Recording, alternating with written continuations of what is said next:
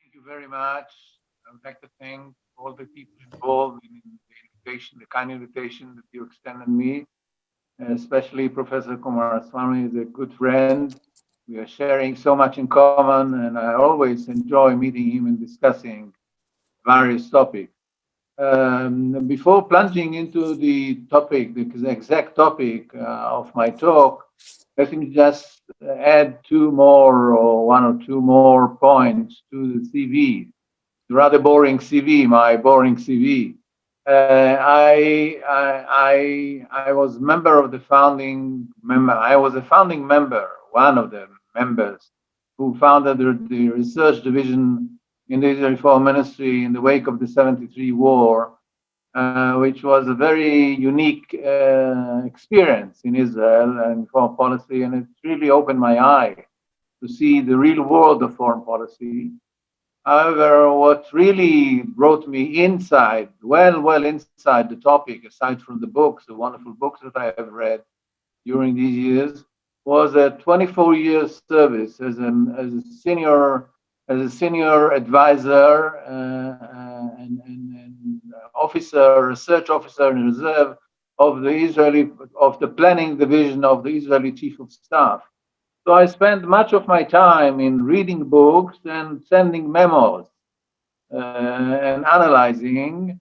I would just mention that in '74 I took part in the planning of the Israeli position vis-a-vis Kissinger diplomacy, which led to the disengagement agreement. I was simply there at the time, and I was really privileged to have the experience of presenting Kissinger with memos. So, so I come to the topic from both angles, from the academic world and from the real world, which really fertilized my approach and understanding of foreign policy. Okay, the book, in a way, is a summing up of more than 30 years of engagement in the topic. Some parts of the book are based very heavily on what I did, but most of the work is a kind of a summing up, state of the art. What do we have in the study of Israel foreign policy? My choice, my personal choice of topics and issues in Israel foreign policy, which I prefer to share with the audience. Uh, it could surprise you to learn that the topic of Israel foreign policy, the study of Israel policy, is a relatively new field of study, especially if you include in that books relying on documents, the deep historical analysis of events based on documents. It did not start before the mid late '90s. Not before that. Not many books before that time were very few at the time. And when I started teaching, when I started learning about Israel foreign policy, Michael Breacher, my former teacher, could rely on, I would say, less than 10 books, academic work on Israel foreign policy. Now, of course, you had whole libraries about that topic. So it witnessed very expensive, very quick, but relatively emergence of the topic. What are the novels? What are the new things that I'm trying to analyze in the book? It's not easy to spend less than 30 minutes about this kind of a book. I would like to share with you just a few points. The first point is my efforts to connect the past with the recent present or with the future. If you analyze Israeli foreign policy, you can't do justice to the founder members of the Israeli Foreign Ministry, Israeli Foreign Office, and the makers of Israeli foreign policy if you don't mention the part played by Jewish diplomacy in the 18th, 19th century. It could come you as a surprise But a lot of what the Jews and how the Jews did in the international arena emerged in the 18th or 19th century. People are familiar with Herzl, with the vision of Herzl, with Herzl diplomacy. Not many people remember that Herzl was really a member of a class of what at the time was termed Hofjude, the Jews of the court, the Israeli diplomats. They engaged in extensive diplomacy for 2 or 2.5 hundred years, well before Herzl. And the tradition, the accommodation, the accumulation of tradition was tremendous in influencing Herzl and those who follow Herzl. So I'm starting the book from very early on and see how it grew, The second stage is to connect the story to the Jewish diplomacy during a mandatory period. The Jews enjoyed sovereignty, semi-sovereignty from 1917, following the First World War. And that involved intensive diplomacy, not just with Britain, but with other states, with other elements. And it involved intensive connection between the Jews in Palestine with other Jews around the world. And that had become one of the basic weapons in the arsenal of Jewish diplomacy. So I connect the Jewish diplomacy of the 19th century to the mandatory period in order to lay foundation for the diplomacy of the post-48 period. So I present a kind of a holistic picture, a holistic scene of the development. This is one novelty because nothing of that kind of analysis has existed. My Michael Breacher book does not do justice, I think, to the past as a foundation of the present and the future. And I'm trying to do that in my book. The second element which should be recognized in terms of my contribution to the field had to do with the focal point. If you're teaching Israeli foreign policy in India, or you're teaching foreign policy in the United States, the bibliographies that you are presenting your students always put heavy emphasis on the Arab-Israeli conflict. The wars. Israel witnessed war in 48, again in 56, again in 67, 73, 82, and the story goes on. So for a layman and people who start to study Israel foreign policy, Israel is a synonym of a player in the Arab-Israeli conflict game, and that's all. That's basically all. I'm trying to redress the balance and to relate to the Arab-Israeli conflict or the peace with the Arabs as a means to an end, not an end in itself for Israel, but a mean for an end.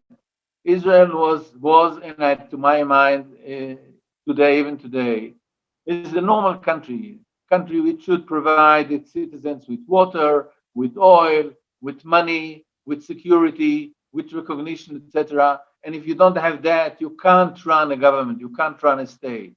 So the basic aims were existential needs of every parallel to any other state in the world. Peace was a mean to an end. I came to the conclusion doing the exercise, which not many did before me.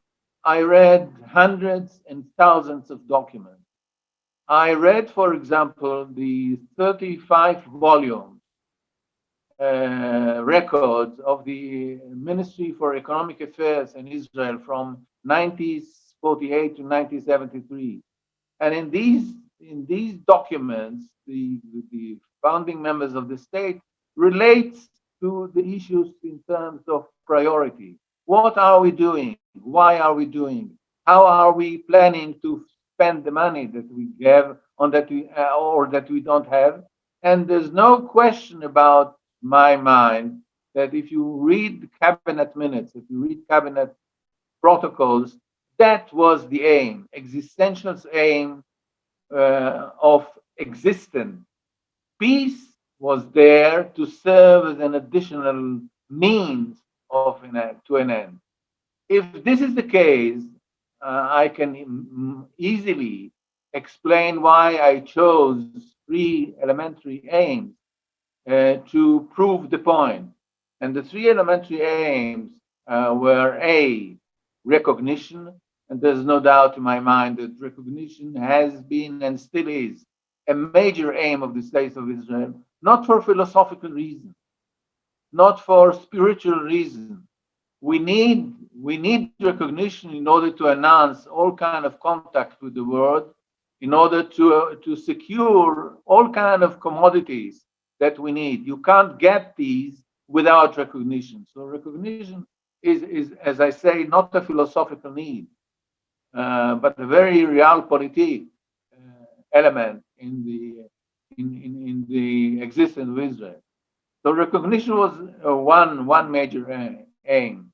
Another major aim, which very little has been written about that, and I wrote a whole book about that, is oil. You can't run a state without oil, and that has been with us for 50, 70, 100 years with Israel.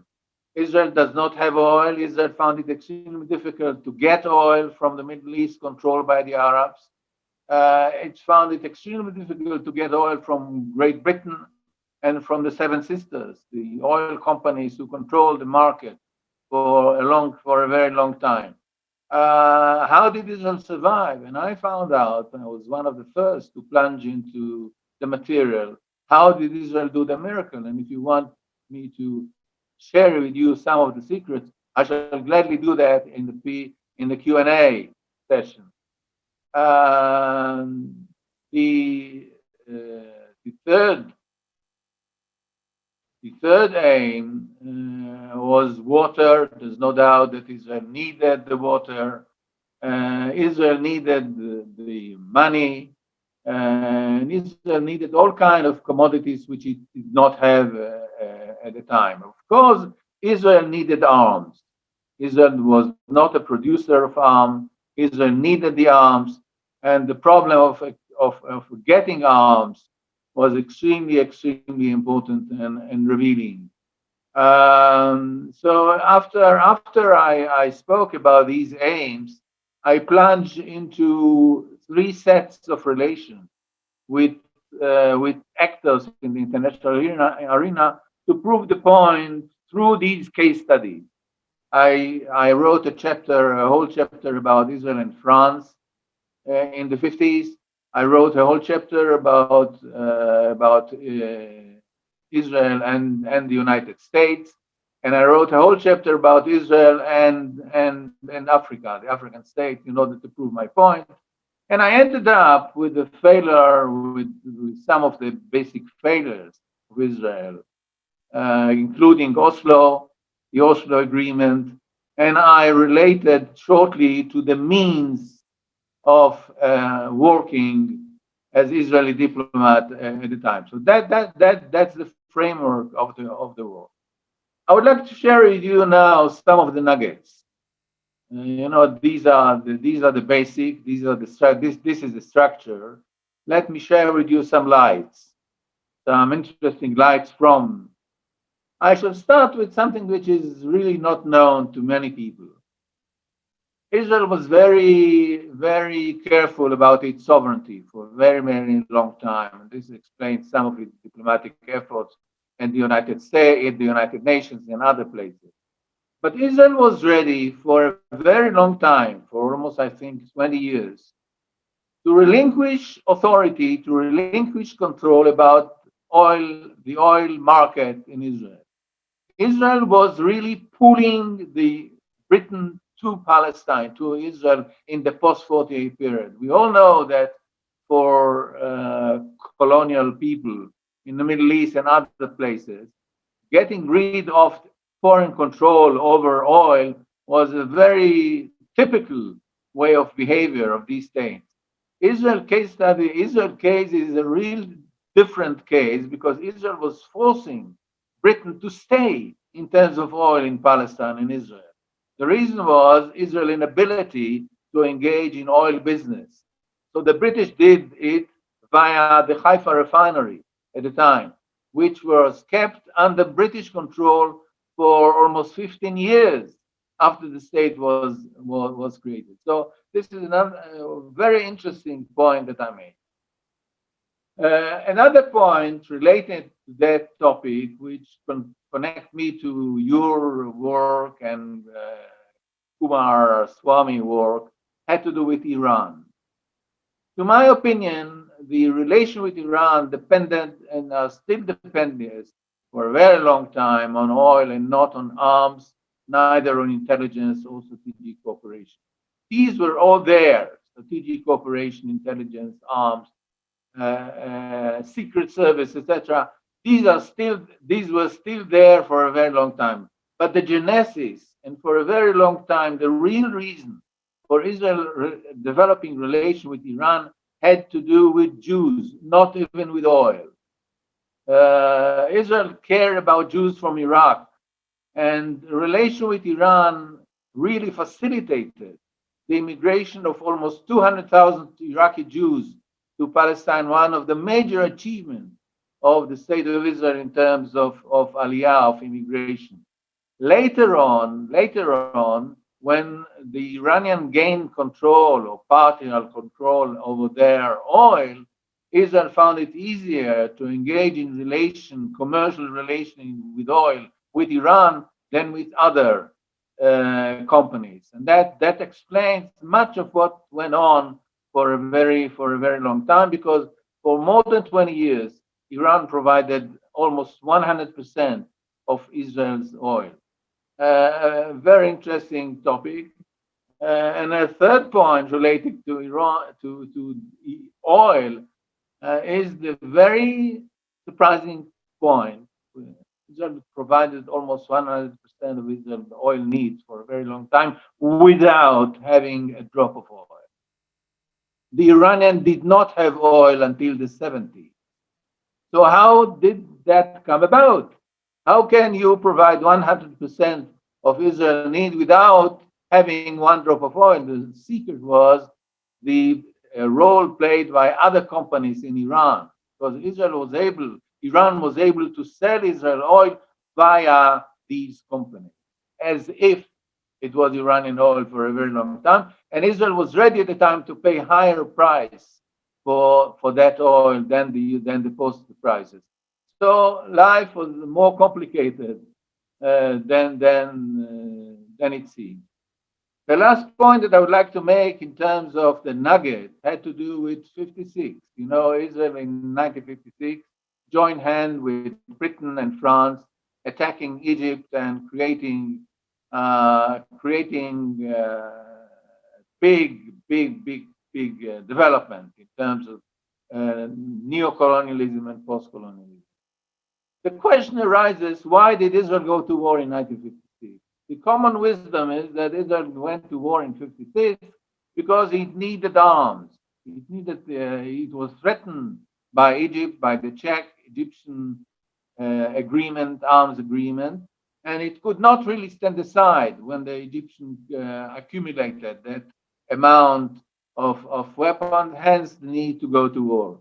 We know now that that was not the real reason, because by the time Israel decided to go to war with Egypt, Israel got all what it needed from France. Again, so the question is, why on earth did Israel go to war if it had the arms? And the reason had to do with a very problematic relation with France, with the need to satisfy the demand of the French, with the inability to stand aside when the first time in history Israel was presented by need of an ally to join hands. Interesting and fascinating.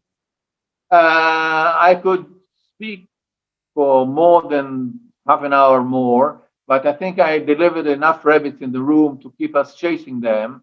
So chase the rabbits and come and get me. Thank you.